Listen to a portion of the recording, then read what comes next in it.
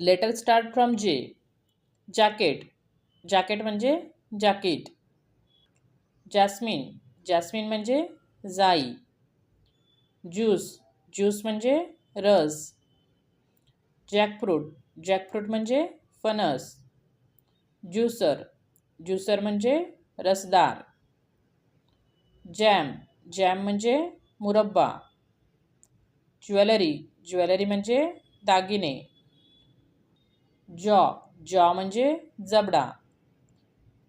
Job. Job म्हणजे नोकरी. जार. जार म्हणजे घागर. जंप.